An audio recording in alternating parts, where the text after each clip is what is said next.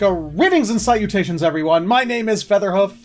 And I'm Carnage Panda. And welcome back to Anime Talk for Spring 2019, episode 5? 5. 5! Yes!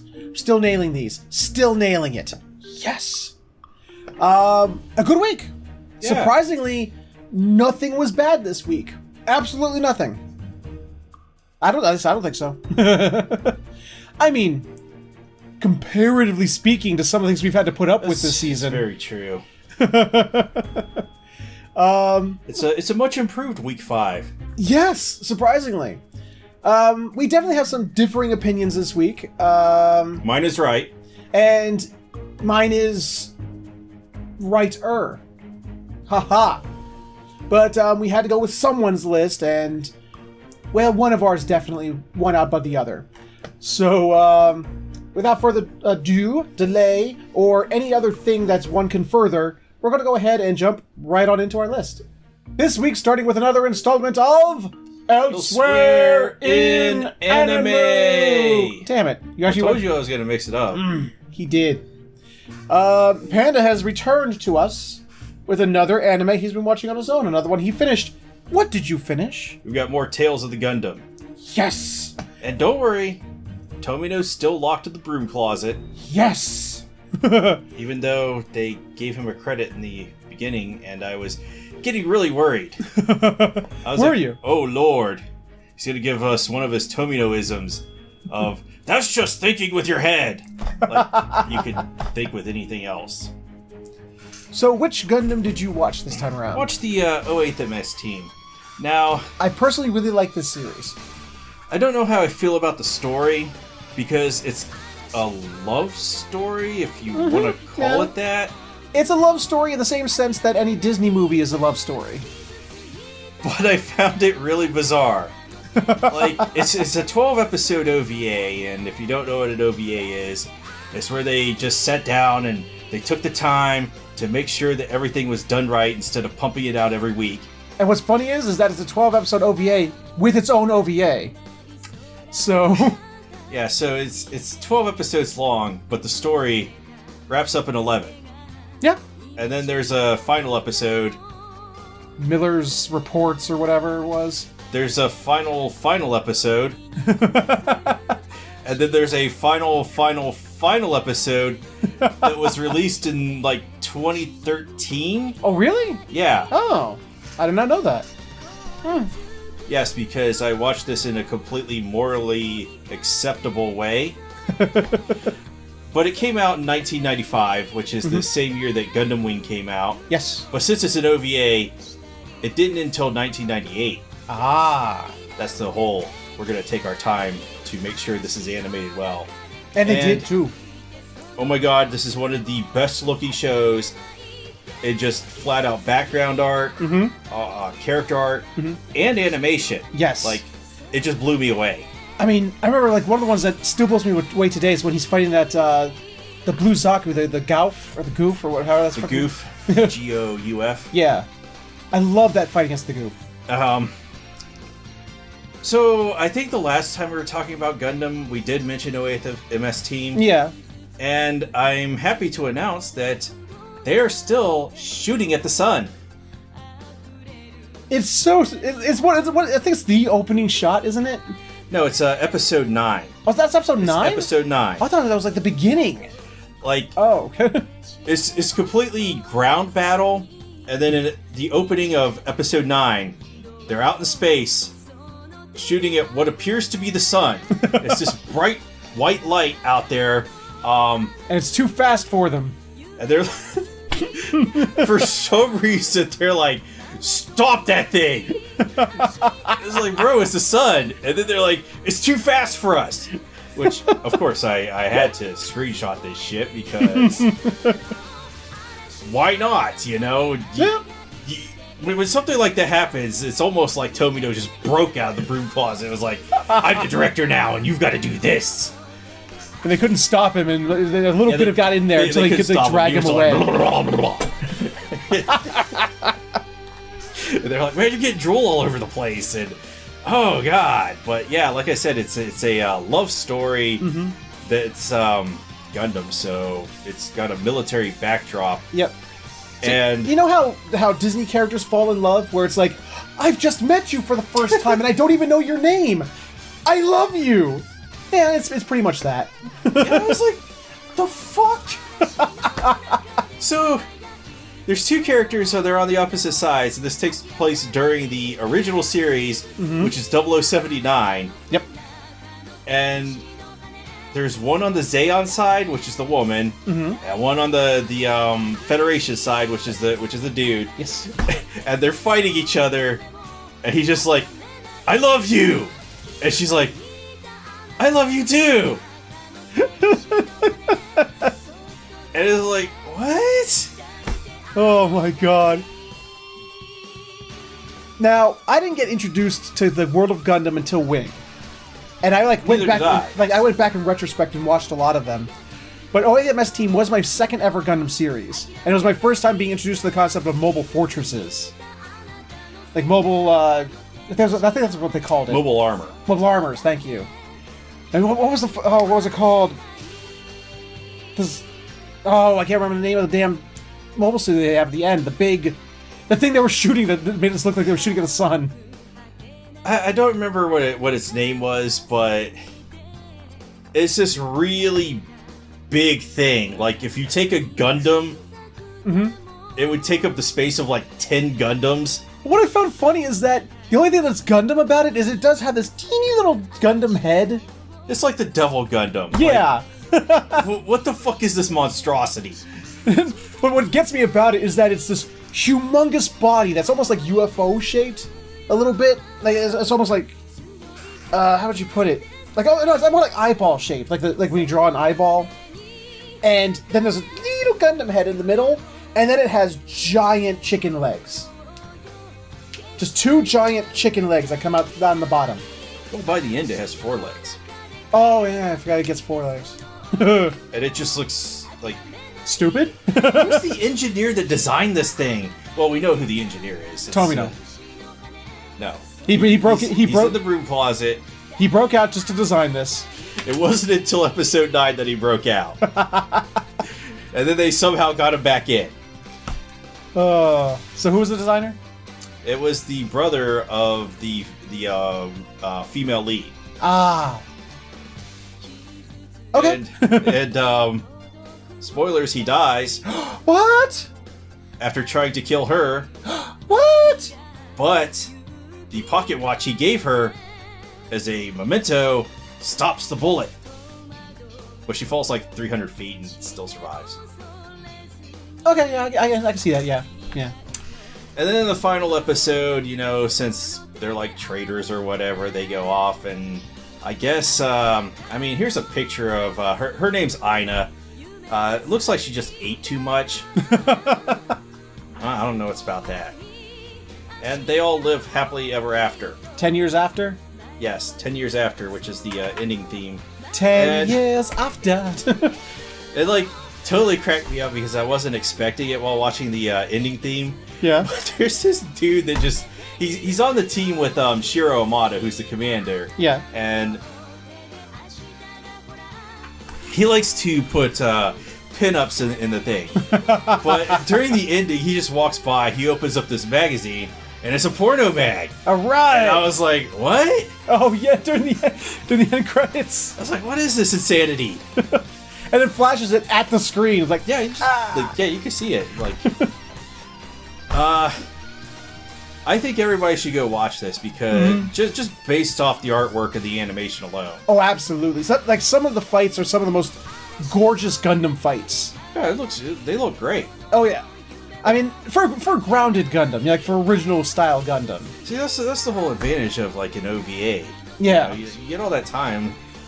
If it's a TV series, they have to pump them out weekly, and they don't have the time to, animate that stuff. So, final thoughts on Gundam 08th MS Team? Go watch it. Definitely, I second that. So, with that out of the way, we're going to go ahead and jump into our list for this week specifically. Today on Rising of the Shield Hero, I put it at number 5 because I was just not feeling this episode. And I disagree with him. He makes some decent points, but I still say it should be higher on this list. But hey, we had to come to a consensus, and I caved. Like, I don't feel that it was as bad as Dororo 15, which was just truly horrific. Yeah. But... Well, again, we gotta stress, and just because it's at 5 this week does not mean it was bad this week.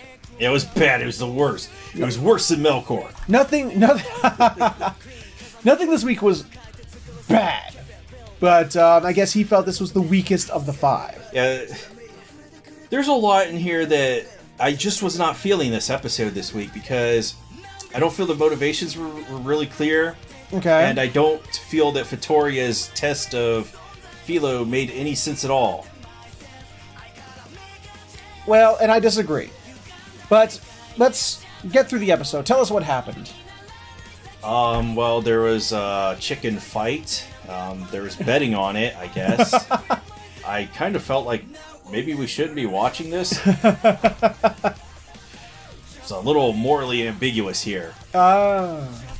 Yeah, so we're continuing from the last episode where Vittoria's like, man, I'm gonna murder you guys if you don't get along. Yep. And I'm like, okay. And she's like, yeah, I'm definitely gonna murder you. I'm really gonna murder you. Well, she says, she points out, it's like, look, here's the thing. You guys aren't getting along, which means you aren't strong enough to do what to take on the future waves, which means this world is doomed, if you can't. So the only way to get new heroes and hope that they'll be able to succeed is to kill the 4 of you. Because that's literally the only way to summon new heroes. Well, she seemed like she was going to do it. She was going to just murder Naofumi. No, there's no... You put a past tense in there. Even by the end of the episode, she is still hell-bent on doing it, but she gave him an extension on his life.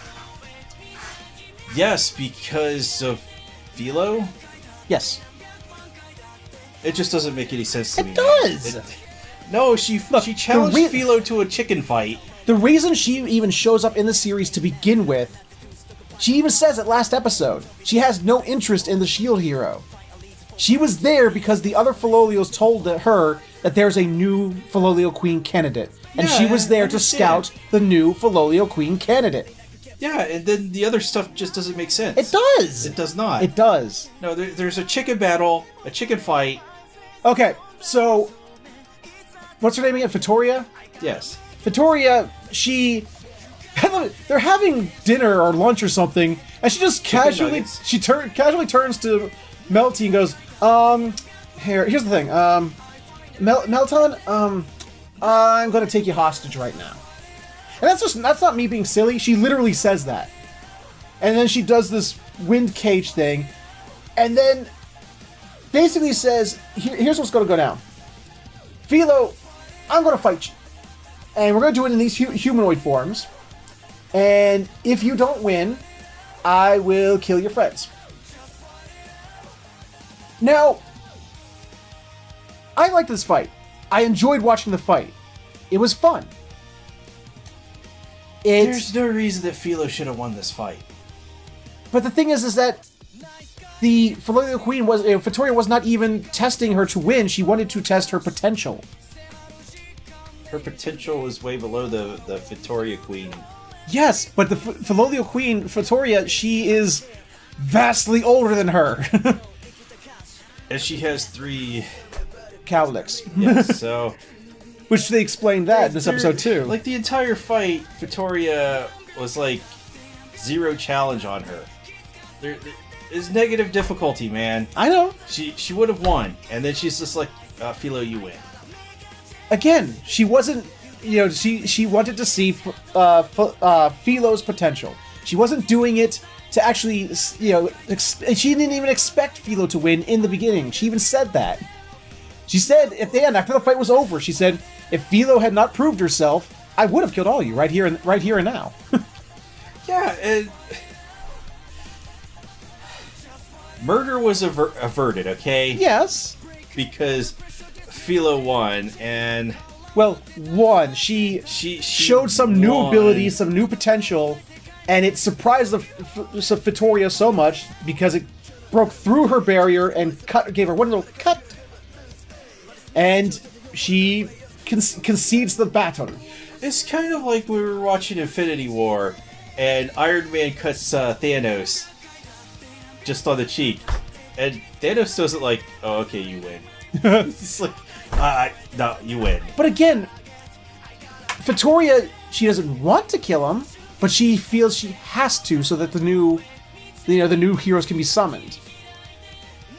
Who's to say that the new heroes won't screw up either? She doesn't know that, but she's obviously knows the here and the that. now.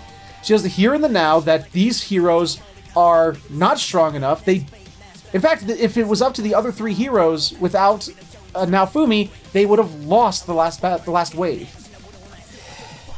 All right, okay, so I also feel that this is a distraction from the other stuff that is going on in the story. It's not a distraction because they actually do put it in.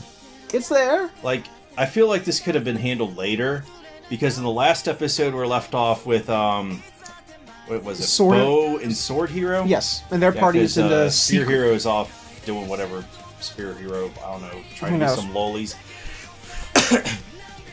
But they were down at some library investigating some stuff. Yeah. And Multi was being a bitch, and I found that stuff a lot more interesting. I was not invested in the whole Vittoria Philo storyline. I don't know. I was invested in both. I liked them both. Plus, I had to look at the CG chicken some more. Come on. Yes, that was kind of bad. But at least they didn't. All they did was have it walk this time. I don't know, man. I hope they. Well, they're definitely going to get back on track unless that stinger after the credits is just a tease to whatever again. Well, I like that. Philo's been given new powers because she has actually been crowned. Successor by Vittoria. Yeah, she has a chicken tiara now. Yep, that vanished and turned into a cowlick. Yeah, and gave her a boost to all her base stats. And if she pulls it out, it comes back. Yep, and then she, to help Naofumi, she gives him one of her cowlicks that instantly grows back. Gives him a whole new slew of shields that he can't use. He needs to. He doesn't meet the requirements for. He gets the chicken shields, which another thing that's been missing in this show is them showing off the skill trees, and they brought that back this episode. Yes, and I really like that. And then on top of that, she gives him, because he flat out says, "I have to use the raid shield. I have no choice. I have to use it." Because she keeps warning him, "Don't use it. It's gonna be bad." So let's drop a little hint of knowledge. She heals him up and gives him a buff. I guess a permanent buff, a new passive enhancement that won't stop the raid shield, what she calls the degradation. But she said it will slow it down. So it's like, well, what is it doing to him? It's like, I like that they're dropping those little bits of knowledge. It's a cursed shield. It can't possibly be good. No, but they still haven't said. Vittoria has existed to show us that, to tell us, to be the person to let us know that there is a negative side to this cursed shield. It's like we haven't yet seen what it is. So I'm interested. I want to see it.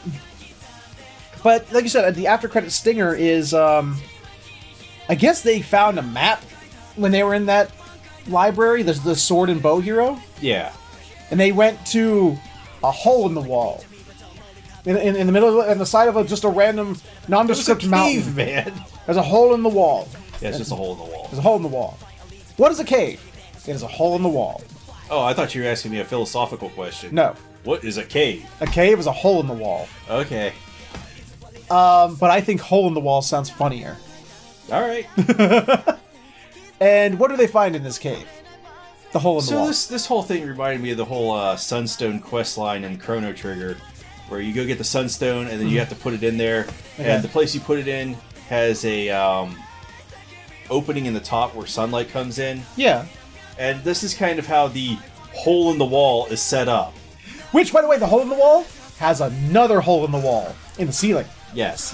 And in the middle of this hole in the wall, there is a sarcophagus. Just there. And supposedly, it has the 4 weapons. Or whatever. Yeah, something like I can't remember. It was.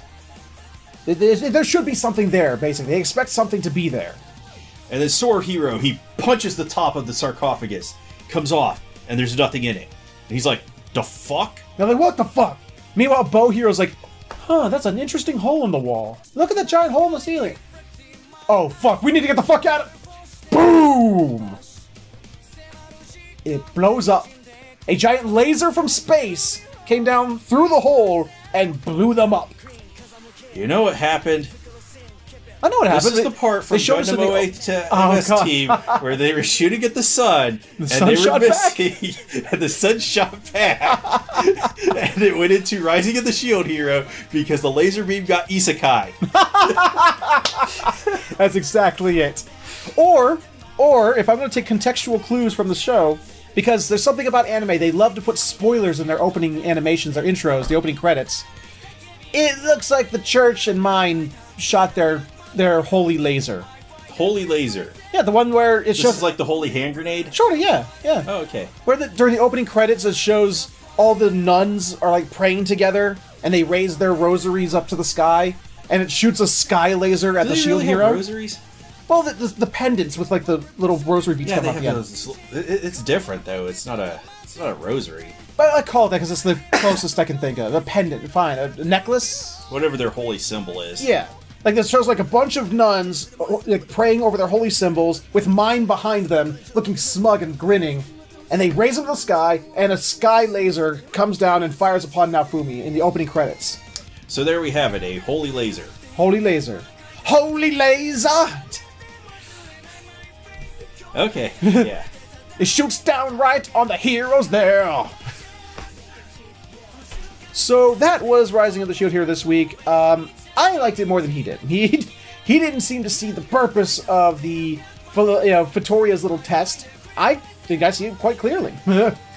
She wants to see whether the Shield Hero and his party could stand up to the later waves, because she admits she doesn't remember everything, because as a bird, she has probably not, because they've been stuck at the level cap forever. Well, the thing is, like, she as a Philolial admits they have a short-term memory, but she does know that shit's about to get way harder, and they can't even fight her. They ain't got a chance. So that's why she wanted to see if they could still grow. They could still become stronger. And even though they've reached level cap, Philo got a big boost. So, I mean, there is ways for them to continue to grow. And I'm interested whether they're going to continue with that route, or if they're eventually going to get to a place to increase their level cap. I assume they're going to be able to increase their level cap.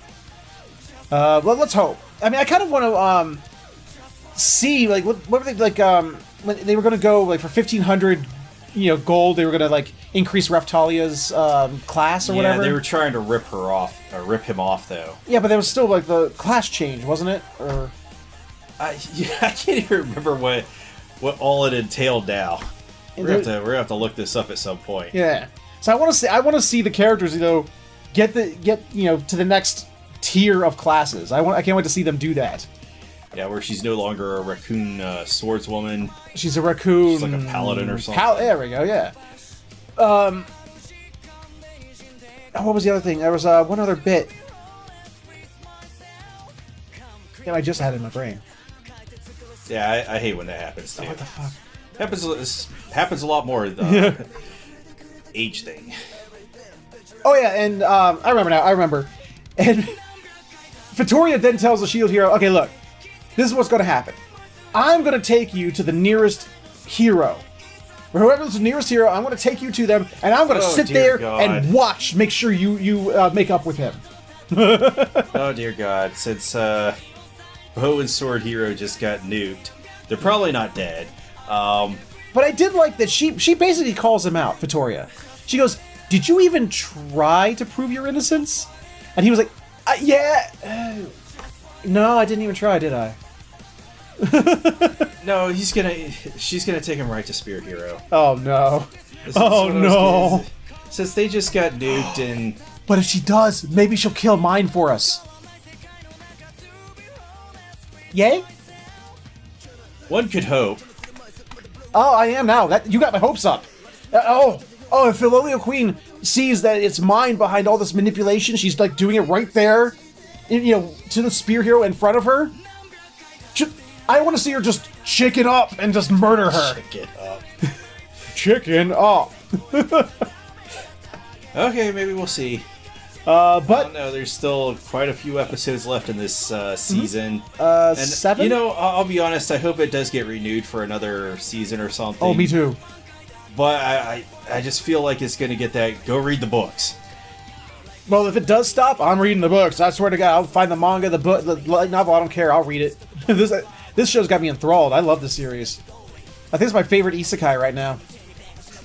Okay. So, but then again, I haven't seen other good ones. Like people like, oh, Overlord is so good. Oh, Reincarnated Slime is so good. I still haven't seen those. So They say Overlord's good. All I hear about is people bashing it.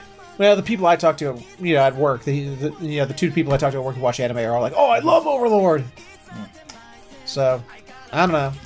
But that is it for Rising of the Shield Hero. I think it should be higher on this list. He disagrees, but it was still good. I think we can both agree on that. It was still at least entertaining. Yeah. All right. So with that, let's go ahead and move right along to our next entry. Coming up next on the list is Demon Slayer Kimetsu no Yaiba. We're still in the final selection. And this show, it still annoys me. It's like, okay, you again, like, just try watching this, but try binging it. Every time you get to a new episode, you have to watch the first 2 minutes is the final 5 minutes of the previous episode just sped up. But it's a classic shonen. Yeah. You know, we're watching Bleach or One Piece or we got to have the last 5 minutes of the show before we show you the rest of the show. Yeah. But they did add to it. I will give them a little bit of credit. They did sort of just keep going and add to it.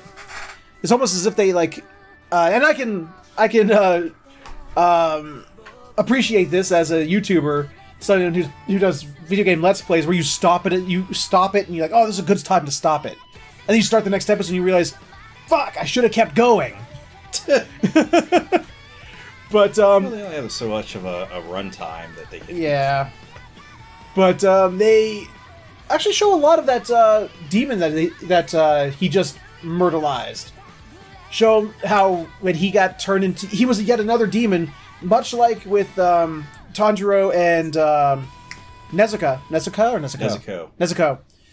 where they still tried to live together. Nezuko. They still tried to be brother and sister. Well, still tried to be brother with his brother, and then at one point, apparently he nommed his brother. He was like, nom nom nom nom nom nom nom. He was like, you know what, brother?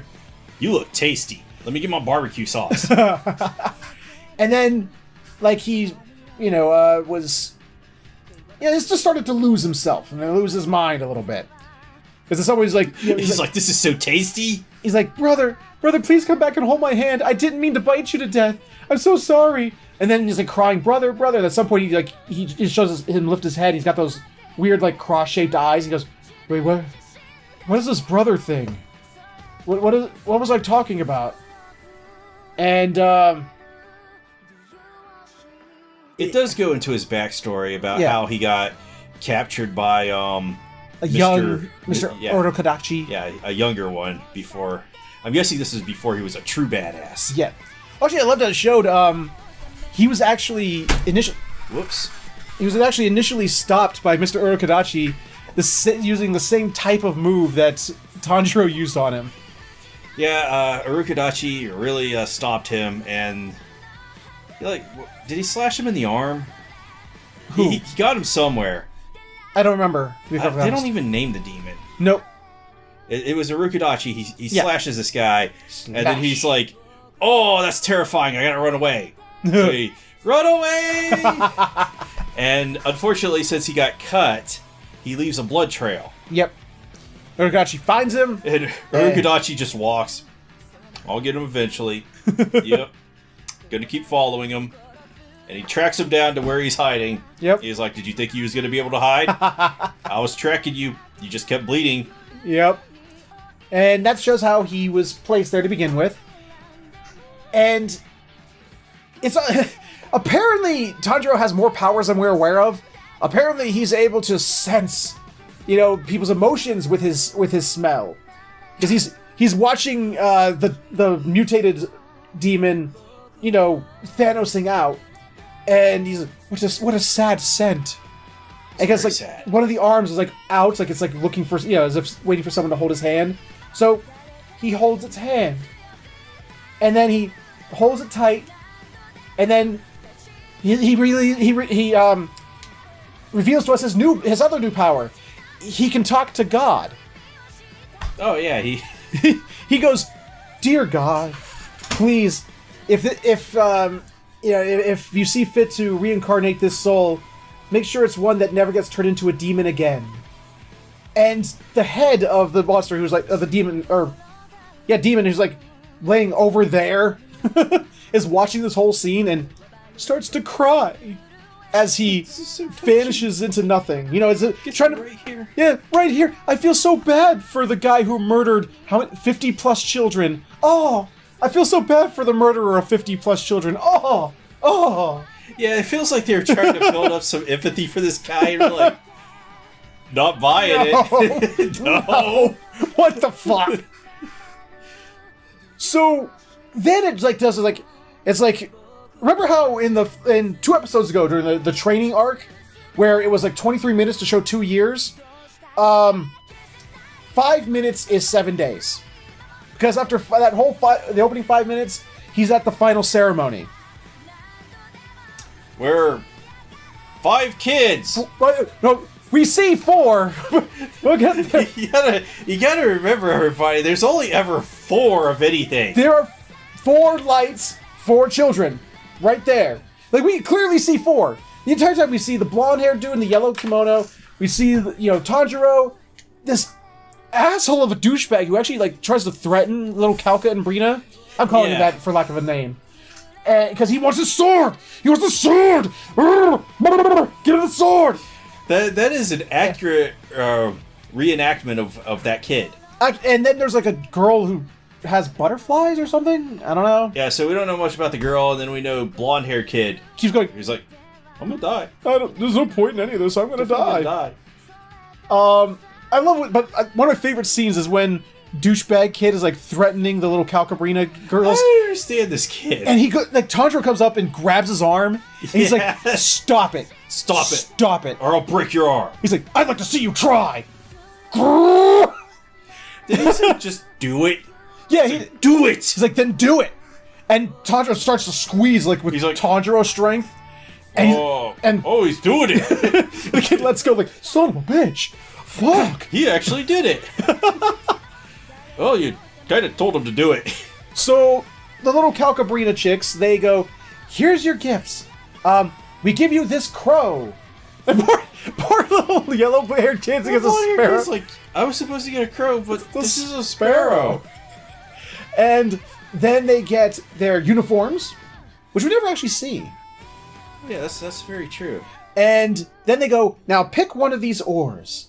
One of these oars will be your sword, but choose wisely." And so everyone's like, "Oh shit, what do I do?" We got asshole kid going, "I have no fucking clue what to do." We have yellow-haired kid going, "I'm gonna die, man. I'm gonna die. Doesn't matter, I'm gonna die." And then we have butterfly girl going, I don't know what her story is. She didn't say anything. Do anything. At all.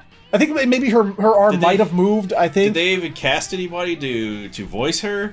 Does she say anything ever? Not so far. But, so, of course, Tanjiro's like, "Oh, what do I do? That's right, my smell!" And he sniffs the air, gets a smile on his face, and reaches over the table. And then we see him walking home on a crutch. Now, I'm surprised that the angry kid was not the first one that went up there, since he wanted a sword so bad that he wasn't just like, blah, blah, blah, blah, blah, gonna get that sword. He's like, I guess he feels so, he's like really battered and beaten, and he's like all tired and shit, and he's like, can barely make it home. And he sees Mr. Urukadaki's house, in the, He's like, "Yay, I made it. I made it home, yes!" And then, boom! The door flies off its hinges. Yeah, Nezuko has an interesting way of opening doors, which is to just kick them open. Yeah, these doors that slide open, because it is an anime? It's a sliding door, and she's just like, boom! Get this out of my way. Well, that proves that they're brother and sister. Because in the last episode, when the mutated demon tried to, use his big demon hand to crush his head, crush Tanjiro's head. Tanjiro headbutts it out of the way. Like, BAM! Apparently it runs in the family. Nezuko's like, what? An obstacle? Boom! Who put this door here? And I'm surprised that Rakidaki's not like, the fuck are you breaking my house for? What? Don't damage my property. So she runs over and just sees it, and they're like, Nezuko! Nezuko! And they embrace, and it's like, aw. It's like and it's like about 2 minutes of Tanjiro crying. So he's crying, and he's like, Nezuko, you fell asleep and you wouldn't wake up. Why wouldn't you wake up? And Mr. Urukadachi like comes out and sees him alive and drops the logs he's carrying. He comes over and holds them both and starts crying. It's a cry fest. It's quite the cry. He's like, I'm so happy. You're still alive. Mr. Urukadachi's like, I did not even expect you to come back. I really didn't. He's like, thanks, Teach. Thanks, yeah, asshole. Thanks for the vote of confidence. Well, I know in his why. defense, the rest of his students didn't come back. Yeah, 14 others didn't. So they have a little conversation because Nezuko goes back to sleep. So Mr. Urukadachi is speculating that, I think I know what's going on. Because demons replenish their energy and their health and their life force by eating man flesh. And seeing as she's not doing that, I think she's doing it by sleeping. And that's why she sleeps a lot. Yeah, it must take a lot of sleep to equal eating somebody. Possibly. So I think it's like, and then like, he's like, it's just like suddenly 15 days later, and a guy comes in the most ridiculous outfit. Yeah, this hat, he needs to do something about that. It's almost like the Japanese, the rice hat, the Chinese rice hats. Yeah, he has a rice hat on, and he has these chimes on it. And it must be the most annoying thing whenever this guy strolls through town. Well, at least you'll know he's strolling through town. You'll definitely know that. And he's come to deliver Tanjiro's sword. And he's like, oh, sweet, my sword. He's like, and Tanjiro keeps like, oh, here, you can give it to you. Why don't you come inside for tea? And the guy keeps interrupting him, like, doesn't let him finish a single sentence. He's not paying attention to anything that Tanjiro says. Because he's like expounding upon the properties of the Nigerian sword, and why it's special and its color changing properties. And he finally looks at Tanjiro, and he's got this like weird clown mask on, like a Japanese clown mask, like a weird mouth, like the ooh mouth with it's all extended out into the side. Yeah, and he's like, a clown mask? Holy shit! And Tanjiro's and he looks at Tanjiro and goes, oh, red hair and red eyes. Oh, that's very lucky. That's very lucky that you were born that way. Maybe I'll finally get to see a red blade. Oh, maybe finally my wish to finally see a red blade will come true. He's like, okay. And he comes inside, and they unwrap his sword. And he's looking at it like, ooh, look at the pretty sword. He holds it up. He's like, oh, I wonder what color it will be. Oh, what color will it be? And it starts to change color. And they say it's jet black, but half of it looks blue to me. I mean, you say jet black. When they say jet black, I imagine, Zangetsu's Bankai form from Bleach. That's jet black. This had blue in it. It didn't have black. It wasn't. They said pure black. I was like, that's not pure black. I'll be honest, the sword smith annoyed me. He did annoy me, but I thought he was funny, especially at the end when he sees that it's a black blade. He goes, no! And he jumps on. I wanted to see a red blade. I didn't craft this sword for this shit. I didn't sign up for this. He starts attacking Tanjiro and gets him like a wrestling move, like a wrestling hold. I guess they're supposed to try to play that up for comedy or whatever, but that was funny. I didn't. Well, apparently, because Tanjiro's like, why, is that bad? Is it bad as black? And Urukadachi goes, not necessarily. I think he was just trying to say stuff to shut this guy up. But at that exact moment, Tanjiro's crow walks in. Or flies in, really. And goes, Squawk! Is it time for your first assignment, Squawk? He's like, shit, the bird talked! The fuck? He's like, yes, I can talk! And you got an assignment. Come on, get your shit, let's go. And that's where it ends. That's not where it ends. Yeah, it is. They tell them about the assignment. The assignment where girls are getting kidnapped in a village, and they show a girl and a boy walking together. And as a foreground object comes they're past. Like, yeah, we're so happy. And then, the foreground object comes past, and then the boy's still walking, and the girl's gone, and he's like, the fuck? What? The fuck? And he's like, yeah, a demon is stealing girls. Go murder it. And he's all like, my first assignment.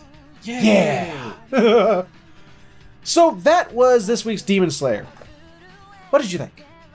I think it's about to go into a whole... Shonen territory? Shonen battle territory. I think it's been setting this up for too many episodes. Let's see. We got one episode, which was the prologue, which set it up. I want to see Nezuko go out there and kill stuff. And I want to see whatever that girl's name is. The butterfly girl? Yeah. And I want to see a blonde-haired kid do something. Well, if the credits are anything to go by, blonde-haired kid, as well as the... Oh, we forgot to say, when Tanjiro was accepted, he went to reach for his medal, it cut to a scene of a mysterious man. And he's like, I have new children in my family. Our family has grown by, this day by a number of 5. Yeah, that guy's not creepy at all. And it was like, because a crow with a weird little pink scarf on it comes to him. And he's like, my family has grown by 5. And it's like, where was that 5th one? Who was the 5th one? He just can't count. And now, I wonder if he's referring to Nezuko. Unless there is an invisible kid. Nezuko wasn't taking part of the demon trial she wasn't. thing. But what if he's counting Tanjiro as 2 because he was with his sister? Okay. Or, theory number 2, we keep seeing in the credits that boar-headed kid. Oh, the boar-headed kid, but he wasn't there. Wasn't he, though? Do we know that? Unless he's like a master of disguise and disguised himself as a pillar. Could be. Or he didn't present himself like the others. He was off hiding in the woods or some shit. While the others were doing that, get the ceremony. But we didn't even see him in the start of the ceremony. Maybe we did and didn't realize it was him because he was not wearing the boar head. I think he would always wear the boar head because that seems like a part of his personality. Maybe. One day he was just walking down the street and his head turned into a boar's head. Here he was, just walking down the street, singing, "Oh shit, my head's a boar!" Actually, I think it's a mask. I think it's No. It's like a... I'm going with my theory. I don't care if the show proves me wrong. He was doing exactly what you were... Yeah, he's like... Yeah, blah, blah, blah, blah. Oh, fuck, my head! Well, we'll see. We will see. We're out of the opening. The setup is now done. We now have the show. It took us 5 episodes to get there. We have 7 episodes of show to go through now, at least for this first season. Because in the manga, it was 200 chapters. Probably. Yeah. Probably. They just cut a lot of stuff out. This show does crack me up with its time passage. I mean, it's like I said, Yeah, last cut episode... 100 chapters out where they were just doing the whole 2-year part. Yeah. It's like 2 episodes ago, 23 minutes was 2 years. Between this episode, the last episode you was were right, a few hours there spread to 23 minutes. There are some extreme time skips in this show. And then this episode was 5 minutes was 7 days, followed by another 15-day time skip. Yeah, we had a whole month of this episode. And however many days it took for him to walk home. Time is not consistent in this show at all. No, it is not. But still liking it. Still having fun with it. So that is... I'm not. Yes, you are. Shut up. And that was Demon Slayer Kimetsu no Yaiba for this week. And with that, let's go ahead and move right along to the next entry. Do-a-row-row-row-row-row-row-row-row-row-row. Yes. We can finally say that name with jovialness in our hearts and a lightened sense of joy.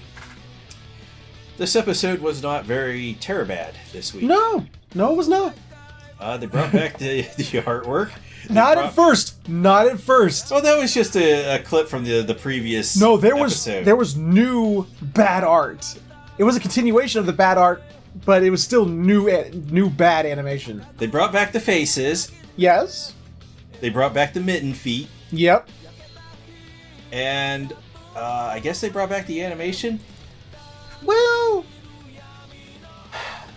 we didn't really get to see much of a fight, so I guess we can't really say. I mean, that was like simple animation of walking and boats being pulled through the water.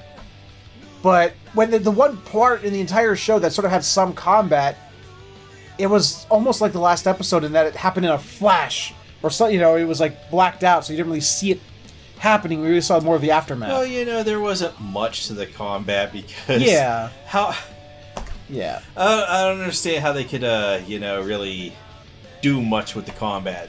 Right, I'll give that to you. So what happened this episode as the animation slowly got better over the first couple of minutes? Itachi was on model. Finally, he got back on model. So, I don't know if he looked completely different from last episode, but something tells me that he did. A little bit. And...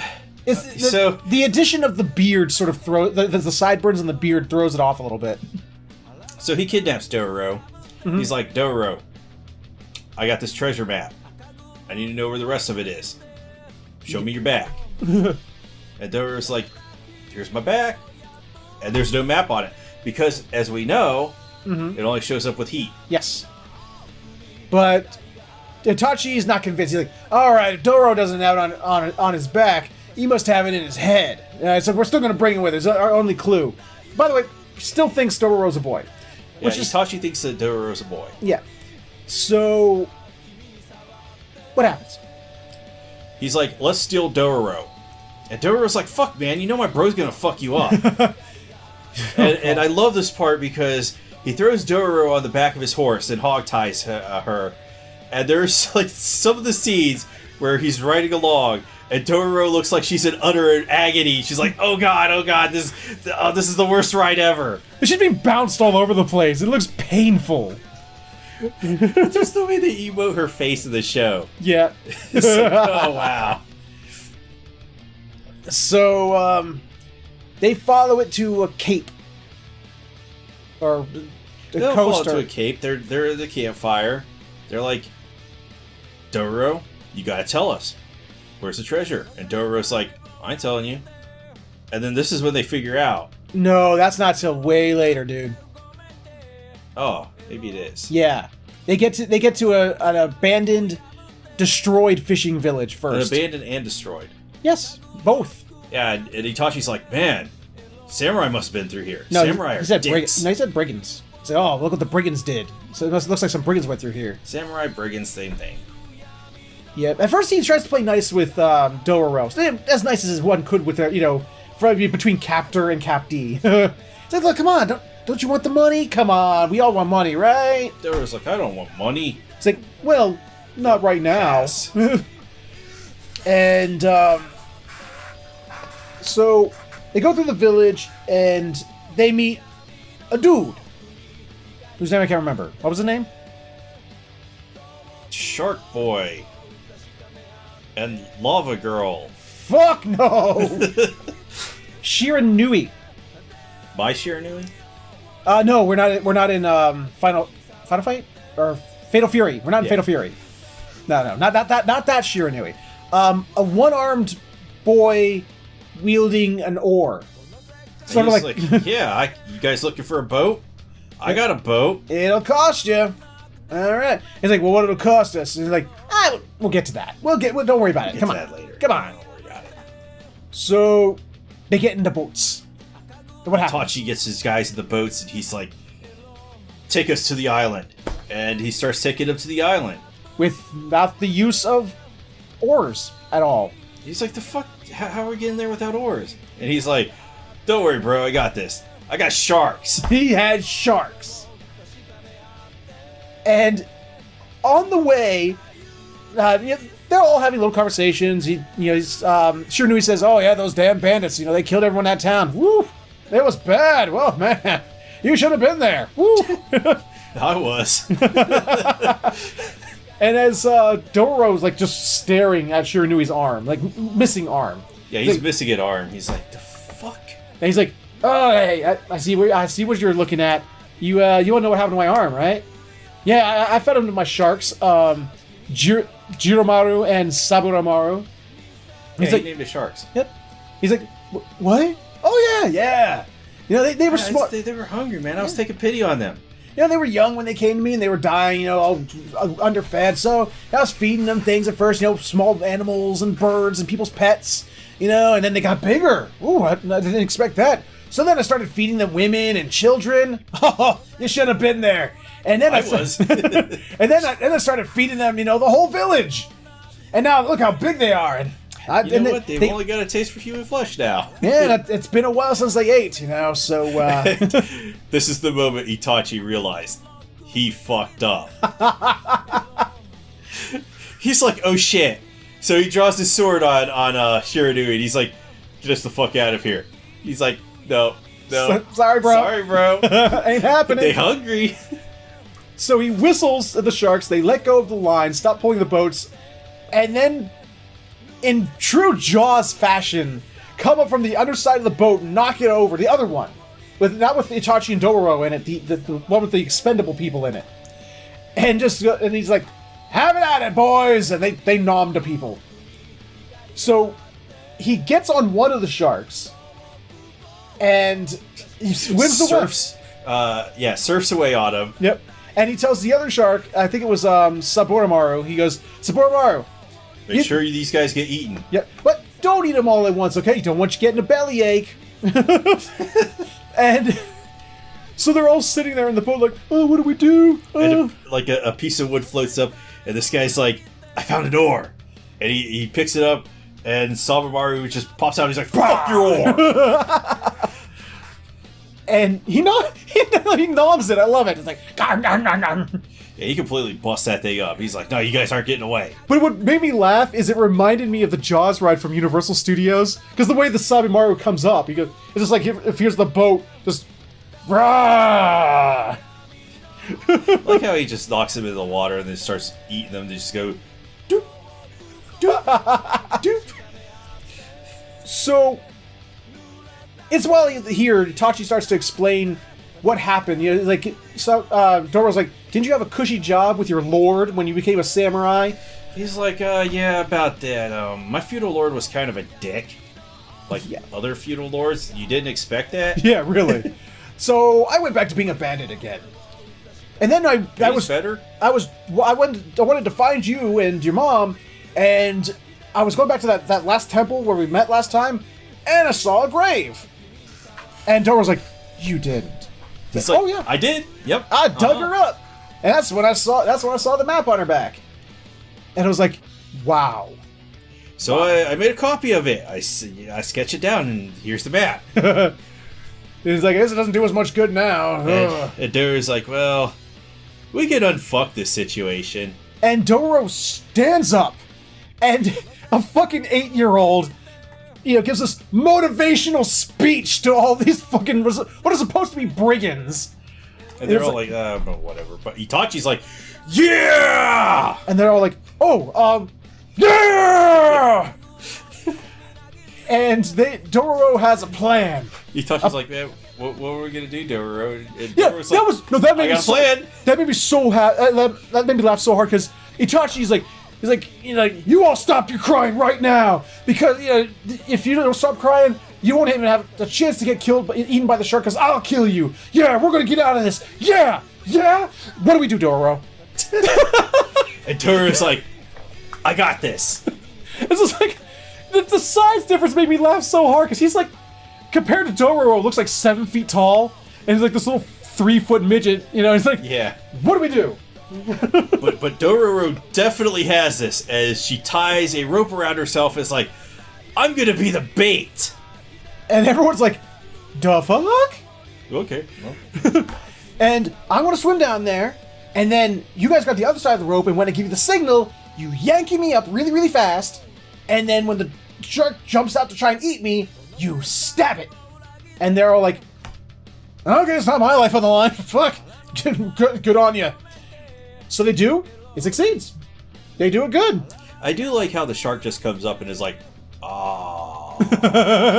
And then they're all like, shank. Yep.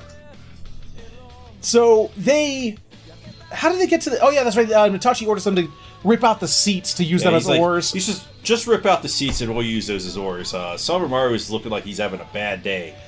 But I love it because they can't just leave the shark there to die. Itachi's like, you know what? I learned this while working for a feudal lord. Take the shark with us. So they do. They drag it to shore and prostrate its body on the shore just as insult to injury to Shiranui, who comes to like, oh, you bastards, what did you do? Again, second anime this week that's like, let's make you try to feel empathy for the bad guy. Not buying it. It's like, oh, you bastards, how could you kill my shark family? He's my only family, you bastards. It's like, you fed an entire village to these things. Fuck you, dude. Itachi has been a dick, but I'm kind of on his side with this one because Shiranui's a really big dick. But Dororo convinces them not to kill Shiranui. That they can still be. He's like, you beat the fuck out of him enough. You do have to kill him. Itachi wanted to murder the fuck out of this guy, and Dororo's like, no, don't do that. Like, I kind of agree with Itachi because this Shiranui is a mass murdering psychopath.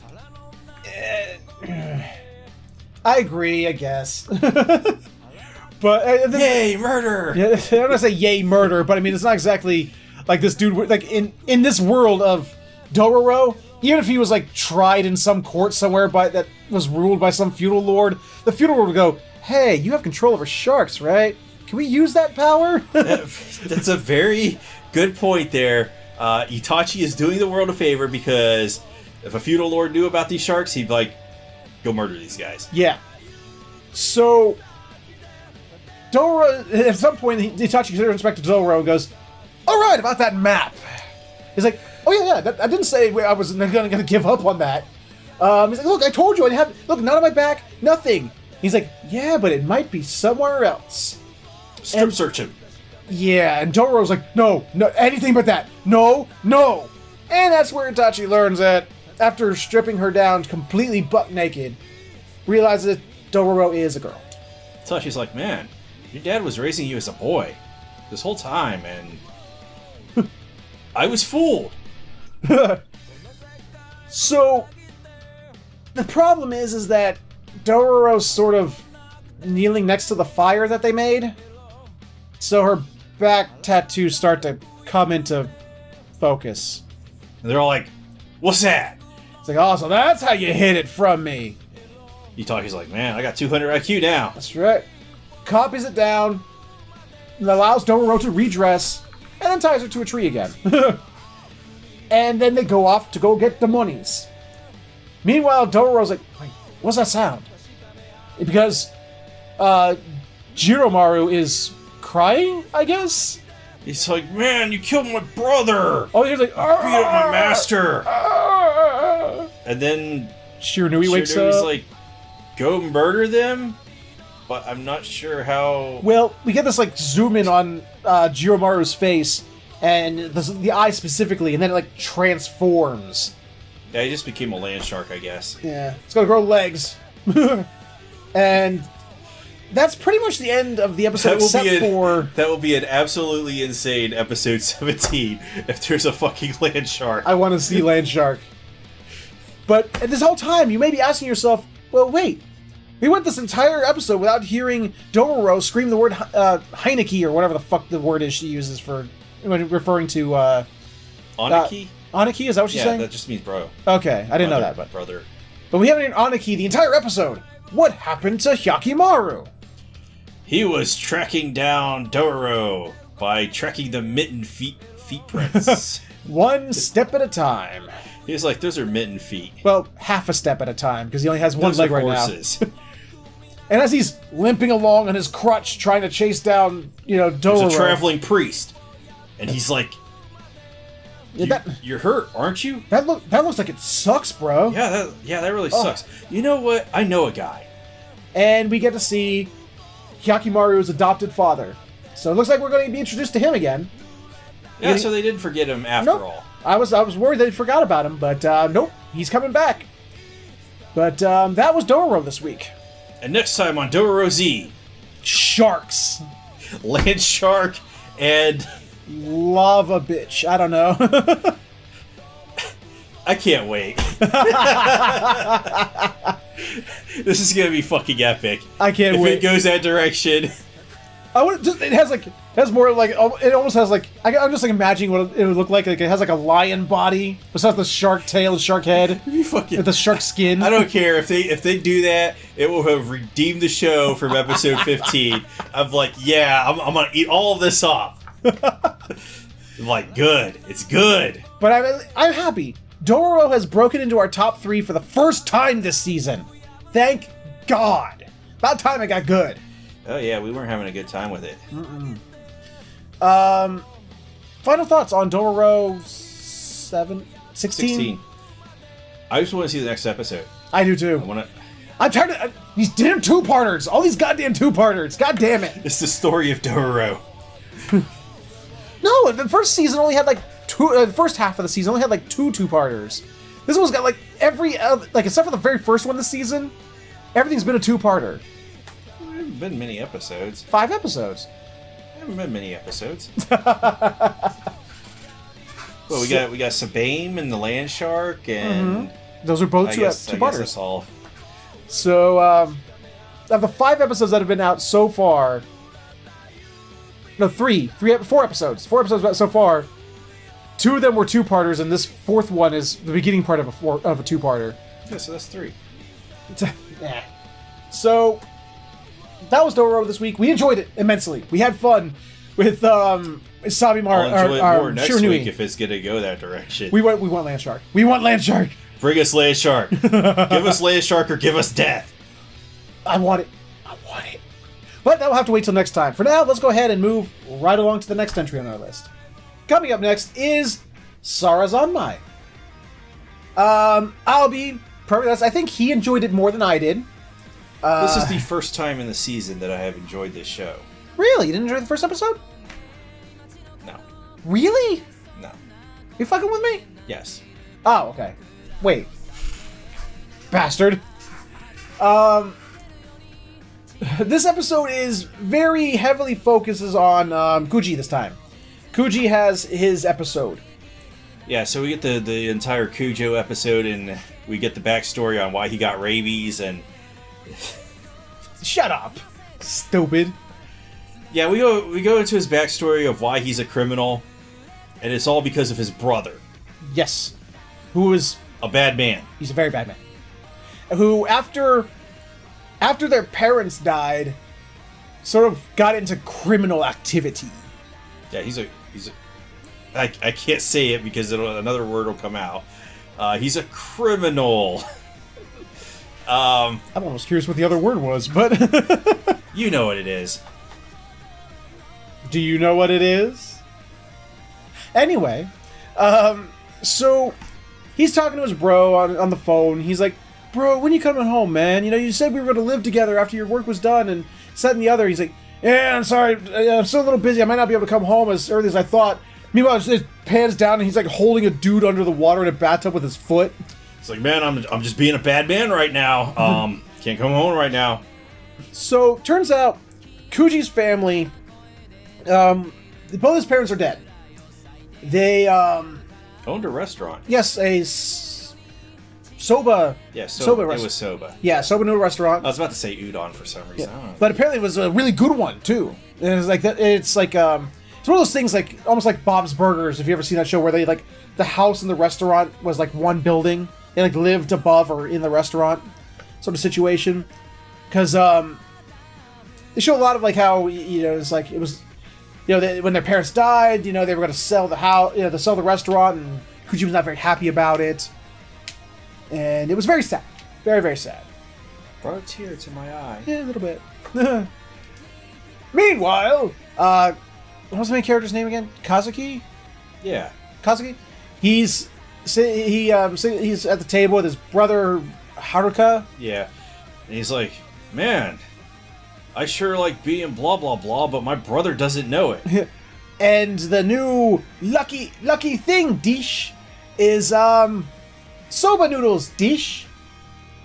And he's like, oh, that should be easy to take a selfie with. All right, yeah. And just so all you fans out there know, I'm going to be at the such and such place to do a live meet and greet with all my fans. And Haruka's like, I gotta go! And Kazuki's like, fuck! No! I'm Sara! And he's like, I gotta come up with a plan. And his plan is... To go to Kuji. Koji, I need you to kidnap Sara. He's like, what? The fuck are you talking about? Yeah, I yeah, may be a bad man, but I don't give a fuck about you. It's like, yeah. You need to kidnap her so that I can pose as her. Because the thing is, I when I was posing as her through a text message, I always told Haruka that, when I finally shook hands with him, I would say the special phrase only us would know. So it's gonna screw everything up. So you have to kidnap her. He even goes to this board, he has the layout of the entire place. Yeah, he somehow has the blueprints for the building. He has the blueprints for the building, and he's like, she's gonna be in here, so you need to knock out the guard over here, take her into the bathroom, I guess. Yeah. But he's ambiguous as to which bathroom, because he puts it right in the middle. It was funny. So after he gets done with his Wile E. Coyote plan, Kuji's just like, I don't know about this, man. What did he say? He was like, this is a very insinuating that he's like, this plan really only helps you. This is gonna fuck me over. It's like, man, this is just crazy shit. So they go back to Kuji's restaurant house where the staff made some noodles for Kazuki, and he's like, you can't even eat noodles right. What's wrong with you? But then Kuji has a gay moment for Kazuki as Kazuki takes the bowl and starts drinking the broth. He's like, oh, I just got the big gay. Yeah, he gets the blush on his cheeks, and it's like, oh my god, the starry pink around him as he's staring at him dressed as Sarah drinking the soba noodle broth. It was weird out of nowhere. Definitely weird. And then I said, okay. And what the fuck? And his bowl of soba noodles just starts whoop. He's like, somebody's stealing fucking soba noodles? And then they have the broadcast from Sarah. Soba noodles are disappearing. So, in order to save his restaurant, his family restaurant, he assumes the position. I like how every single one of them is like, turn me into a copper right now. And then they just turn around. They're like, yeah, this is going to happen. I think my favorite part of the whole transformation sequence is right at the beginning when Kepi gets their ass right in his mouth, and he tilts his head back, and they start to spin really fucking fast as it's going down a drain into his mouth. They've kind of done it unique every time. It's not that they have Kazuki in his mouth every time. Last episode they had Inta in his mouth, and this episode they have Kuji. Yep. Is he going to get anybody else? I'm afraid to find out, to be perfectly honest. So, they defeat this new dude that the cops have created, who is obsessed with noodles. So his demon head is a giant bowl of noodles that has a rubber duck floating in it. And that's where he talks through. And the whole reason is because... Oh god, his desire is so... His desire is, he liked this woman so much, so he had to take her bath water. Yes. Her dirty bath water. And make soba noodle broth out of it. Give me a moment while I vomit. So that they could bathe in it together. And this moment, I thought they had the roles reversed. For some reason, I thought the woman was in front of him. No. So I was like, they're showing nudity here? And no, it's the dude, and oh my god. It was a really weird still image. It was like, okay. Alright. So, actually, what was it? All the others, when they defeat a Kappa zombie... Oh yeah, where their spirit floats off. They always say something, and it was always the same thing until this episode was something different. No, it was something different in every episode. But I can't remember what he said. I can't remember what he said. It was something slightly different this time. It was actually kind of funny. It was like a pun on what he was. It was like... Oh, I can't remember now. But, So And during the leaking... This was the longest leaking sequence to date. Yes, where we go through, like, Kuji's whole life. From... His entire life. From the moment he was born up until this moment. Yes. And showing how his deepest fear that he doesn't want anyone to know. Let's sum it up. Otherwise we'll be here for fucking ever. Is his brother's getting deeper and deeper. He's into the criminal aspect, under a boss, a really bad guy, who like gives him a gun and he sees it and everything. And then because their parents died and they're in debt, and they're about to get evicted out of their place and have it taken. His brother steals money from this Yakuza lord. Yep. I'm just saying, I don't know where he is within this whole criminal thing, but he steals it, gives it to his aunt and uncle, and I guess they pay off the debts and reopen the restaurant. Yep. But Yakuza lord knew this.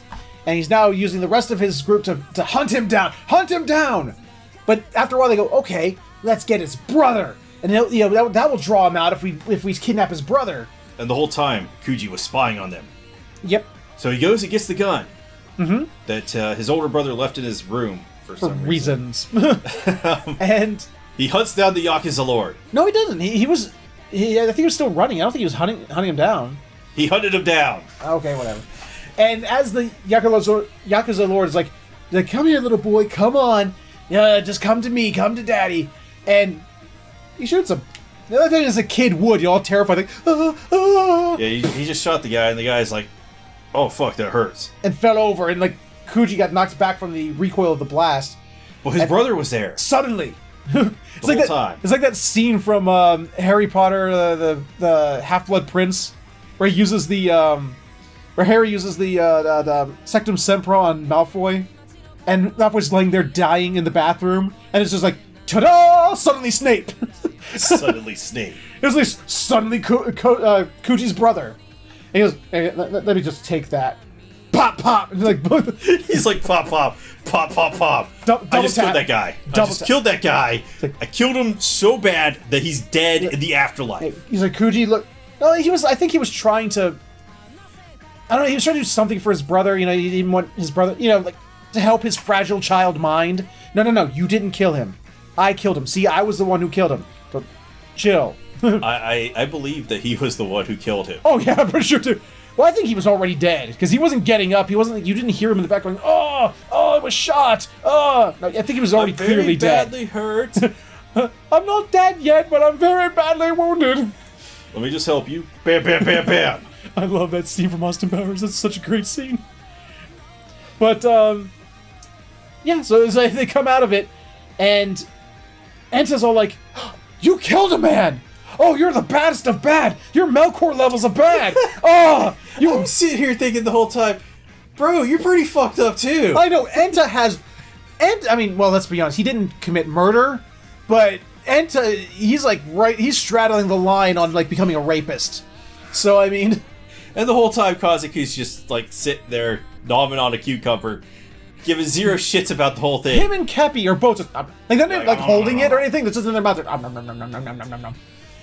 And as Kuji's all like, well, fuck you, and starts to walk off, Kazuki goes up to him and gives him his silver plate. It's like, here, you can have my silver plate. I think he was trying to bribe him.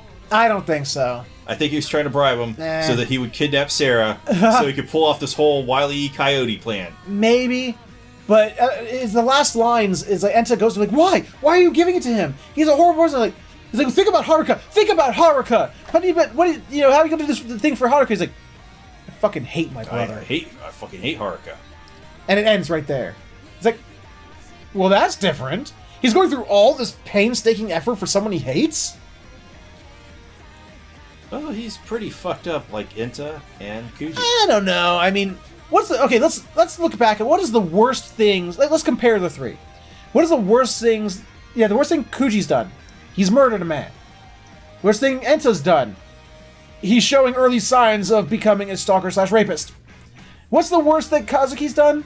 He's stolen someone's cat and pretended to be a girl. See, we're gonna find out later that come on. Kazuki is all kinds of fucked up. He started like some Rube Goldberg machine of just becoming the worst person in the world. I mean, of the three of them, Kazuki is the least fucked up. I mean, come on. That we know of right now. Granted, I will give you that one, actually. So that was Sarazanmai this week. I think the point of this show is to show that nobody's fucking innocent here. Every last one of them is fucked up and like bad people to some degree. They've all got a certain level of insidiousness to them. Kazuki, he did start. He actually came to Kuchi to ask him to kidnap somebody for him. See, he's pretty fucked up. Yeah, that's kidnapping, jaywalking.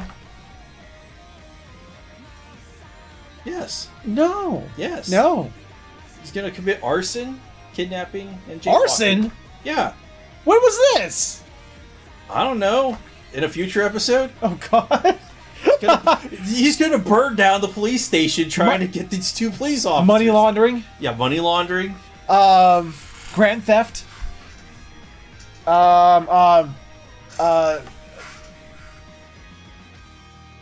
Statutory rape.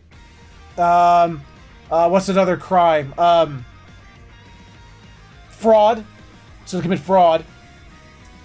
He's gonna commit manslaughter in the second degree. While using a vehicle. Yes. Vehicular homicide. Yep. But of course he'll just plead insanity and he'll be fine. And they're just going to tack on possession of a criminal device, because why the hell not? Yeah, there we go, yeah. Mm-hmm. So, any final thoughts on Sarazanmai this week? I can't wait to see what happens next. Yeah, I mean, I enjoyed it, but I'll be perfectly honest, I think I enjoyed other anime more this week. But, I hope it gets more insane, is what I'm saying. I hope so, too, because we are watching something else from this director. That is completely fucking insane. Fucking nuts! And it's like, okay, this is his potential? Where in the Sarazanmai gonna get to this? Either that, or like I said, maybe he's taking his meds. Maybe he finally decided to start taking his meds. Because compared to the other thing you're showing me that he's made, this is tame. Show. We're both. It's a new show that we're both watching. Yeah. But Sarazanmai? No, the other show. It's not new. It was like from 2015. It's new to us. Oh yeah.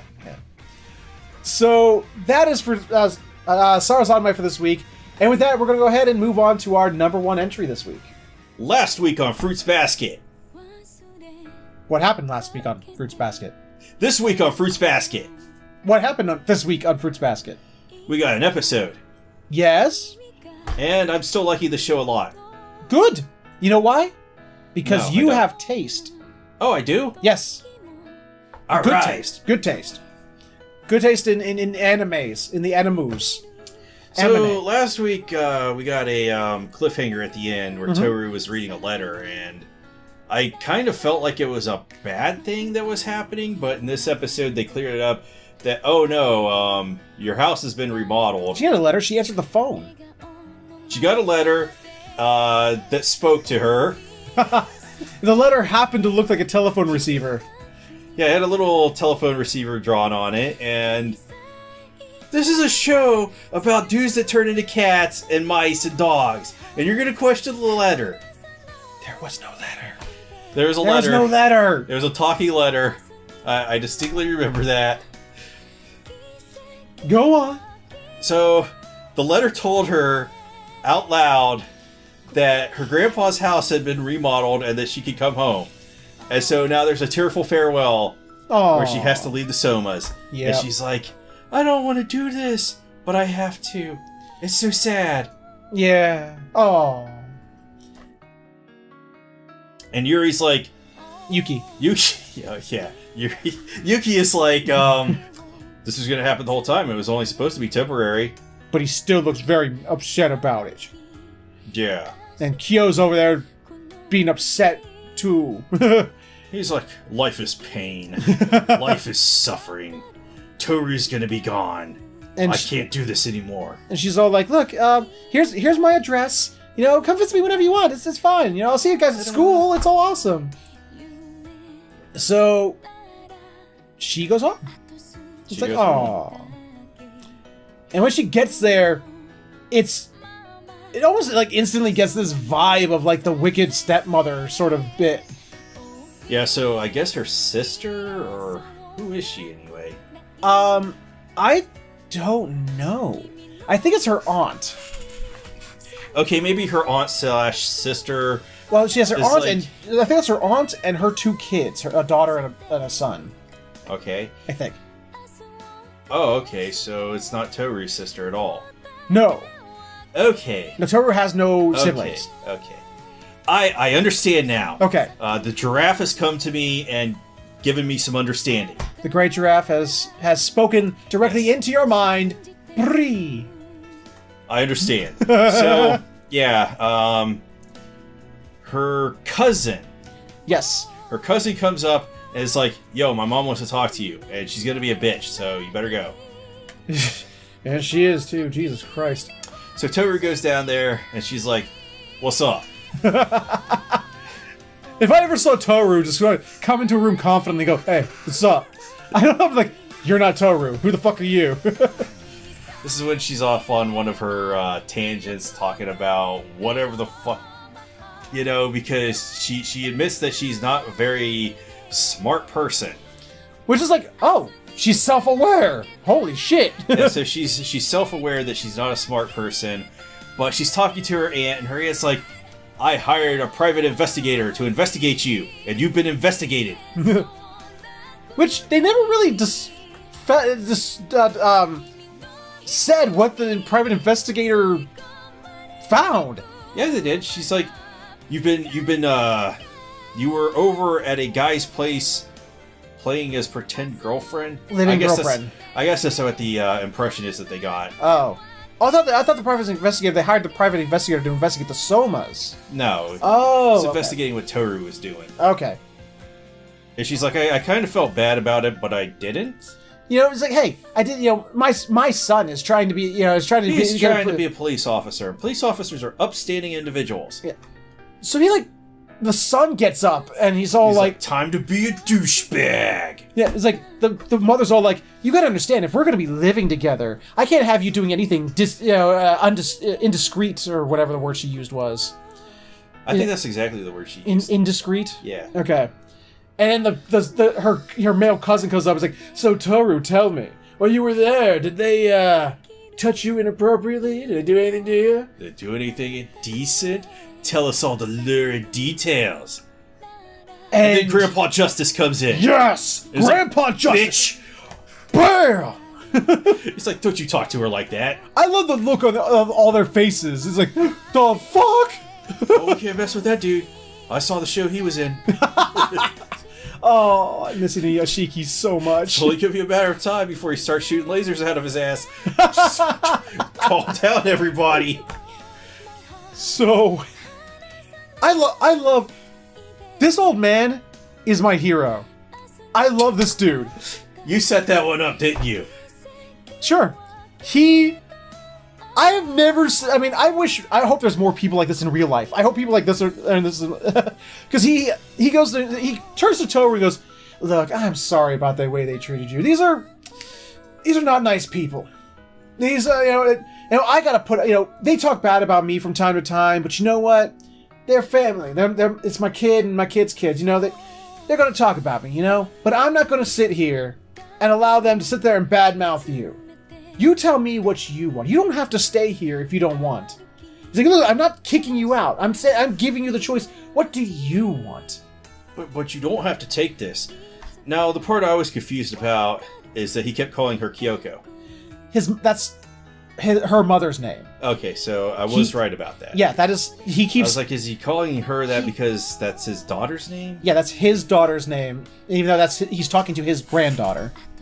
Oh, so okay. keeps getting it mixed up because Toru's cousin, the female cousin, he's going, "It's Toru, Grandpa."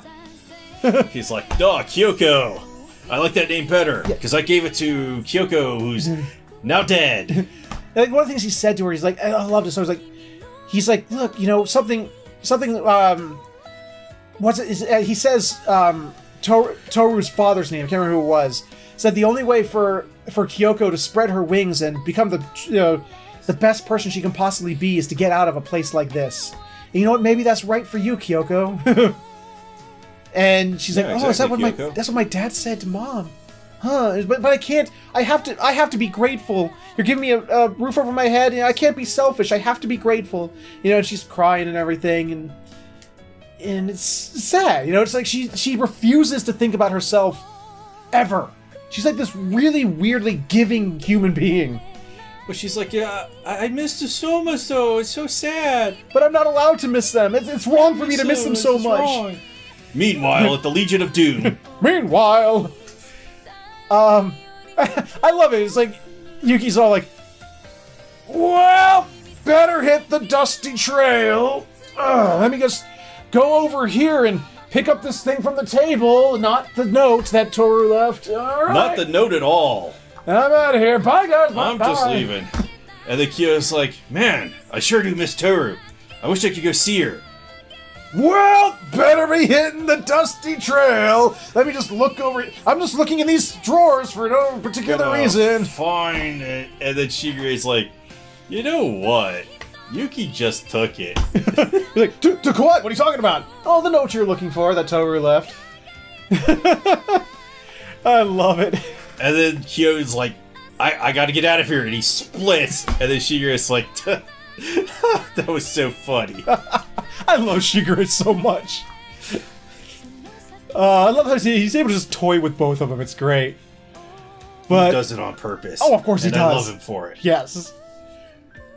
So, what happens? What? Well, you see, they are walking down the street, and then a truck hits both do of a them. diddy diggy dum diddy do. And then a truck hits both of them, and they're isekai. Truck-kun? Yes, Truck-kun gets them. Oh no! Yeah, well, I was making that part up. Oh.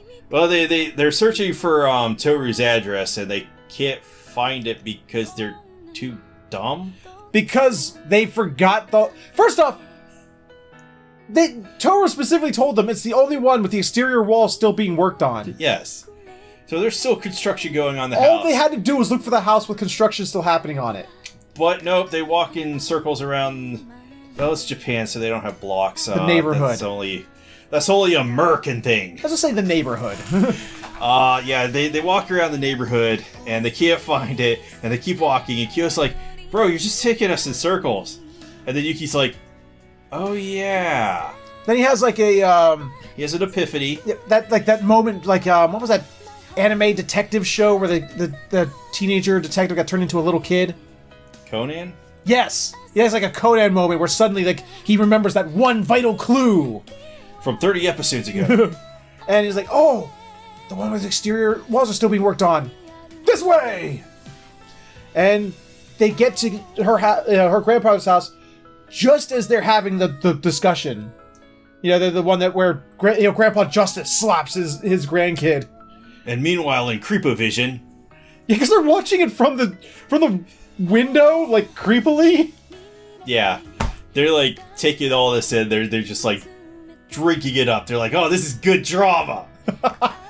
And at some point, what made me laugh is the entire time Yuki's like, "Kyo, stay down, Kyo. We gotta stay hidden." And then finally Kyo's like, at some point goes, like, it was Yuki that was like, no, we gotta stay hidden. Shh. At some point he focuses on Kyo. He's like, "I can't take this any longer. Kyo, Yuki, we need to get in there. Yuki?" And you see the window is suddenly open, and he's like inside the house. He's like, "Come on, Toru. You come back with us." and then the greatest moment in the episode. Oh god, yes! Where the police officer bro is like, "Wow, that guy's hot." Like, but he thinks it's a woman. Yeah, he's like, "How radiant!" Oh, I love because at some point he's like, "Wait, it's a dude?" He gets traumatized by it. "That was a dude?" And then he keeps repeating himself. He's like, "Man, that was a dude? That was a dude. Wow, that was a hot dude." So, I love when Yuki's like, because the Toru's aunt is all like, "What is this? Who are you?" He's like, "Oh, sorry, the door was open." Yeah, the door. The door was open. I came in through the window, but yeah, the door was open, and I just let myself in. Kyo following shortly behind, and Yuki, like, I love this. Like, Yuki and Kyo both separately, but both basically give her little speeches that pretty much boil down to the same thing. That, like, it's okay to be selfish from time to time. It's alright to have selfish requests. Like, I think Kyo put it, like, the best. He's like, you know, if it was somebody who was selfish all the time, that'd be fucking annoying. But, you know, every once in a while, it's not a problem, man. Yeah, then Kyo steals Toru. And Yuki's, like, still there, being very hot to this guy. And he's like, why are you taking Toru? And he's like, you have not earned the right to call her Toru. I was like, he told like Toru-chan. Really, yeah, Toru-chan. Yeah, he's like, you don't have the right. Shut up. They got really triggered over these guys. And he's like, come on, Toru, let's go home. He's like, home? Ah, yes. I get to live with the Somas. It's awesome. So, yeah, she goes back and lives with them. Success! Yeah. I love this show so much. I'm loving it too. Every time, the drama is always really, really good, and the comedy is really, really good. And they somehow mesh them together so well that it doesn't, like, detract from one or the other. I don't know how they do it. It's so good. Is that your final verdict? Yes. Do you have any final thoughts? So this is the opposite of the Silmarillion. You're just opening up each chapter, and it's like, Fruits Basket was good. It was better than the best thing in the world. Well, no, I gave my reasonings. I'm giving a reasoning too. This is the anti-Silmarillion. It is, yeah.